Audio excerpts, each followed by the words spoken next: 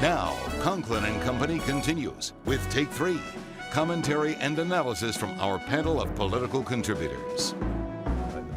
Welcome back, everyone. Take 3 now with Fletcher Word from the Sojourner's Truth, Ignacio Messina from the Toledo Blade.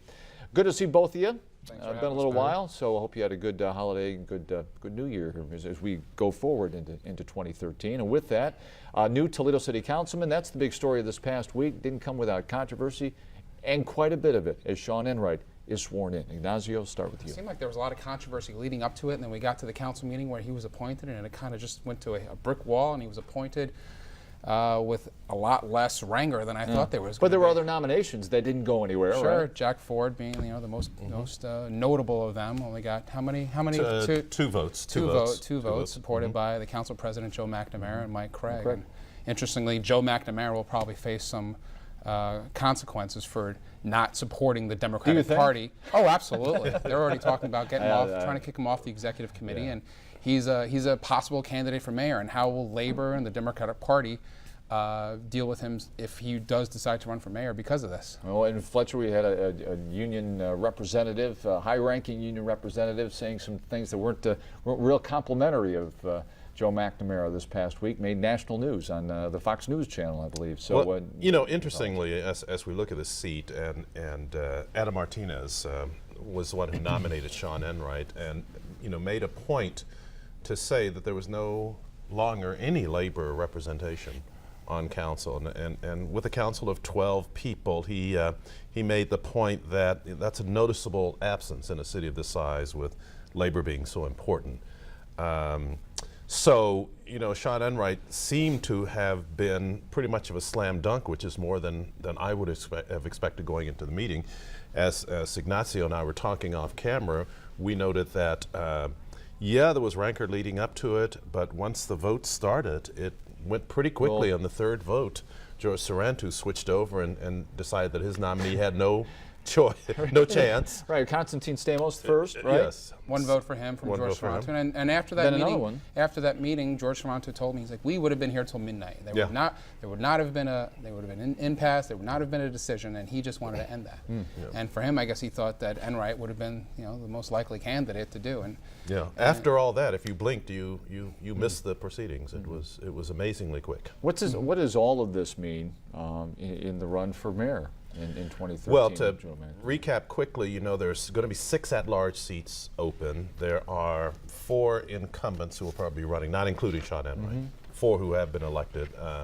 Adam Martinez, Joe McNamara, not George, he's term limited. Right. He's termed out, but let me stop you there. Joe McNamara might not run for council. He might run for mayor, leaving another seat open, bringing his whole problem in with the party and labor. So you've got 4. You've got Sean Enright, who would presumably be the 5th one, being because of the publicity that he gets, and then you've got Jack Ford, who said he'll be challengers with big names like Jack Ford and Bob Vasquez from the school board, Subecki possibly, other people who've got name recognition, who are out there trying to inch into some of those seats that incumbents are going to vacate. What does it say when we've heard of all these people before, that there are no new names out there? My brother likes to call that recycling, political recycling.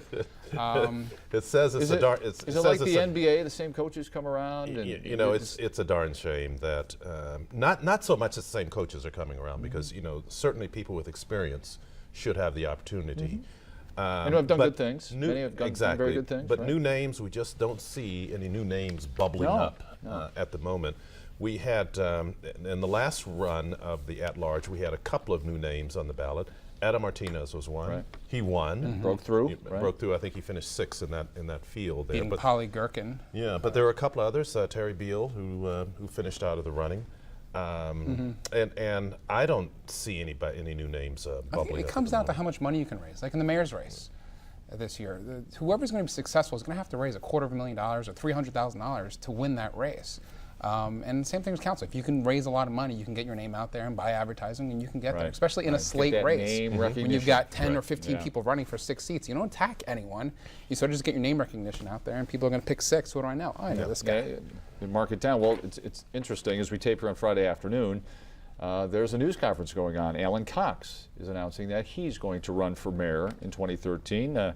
Neighborhood development specialist, and also a union official as well. He's the president of Local 2058 ASME unit, a big, so there you go. A big money supporter for the mayor's race. Setting that up, running as an independent.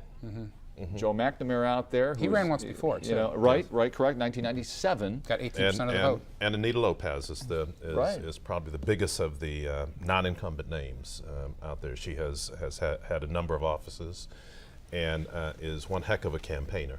And rumored to maybe get a lot of that labor support that's coveted. Well, what about Alan Cox here? And talking about labor support. Not a lot of name recognition. Not a lot. Not a lot at all.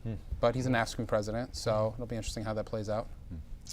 There's the politics at one government center. There's also the situation where the head of EOPA is going to leave later this summer. And there was some strife, some debate over just how much money he was going to get to leave an organization that has been rife with controversy over the last year and a half. Ignacio? Or Fletcher, go ahead, start.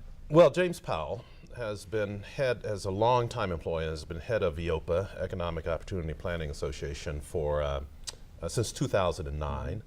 And of late, over the course of the last year and a half, the controversy has been primarily because Head Start is endangered. EOPA is one of 132 agencies that has been deemed by HHS to have to compete for funds. It's 132 out of 1,600.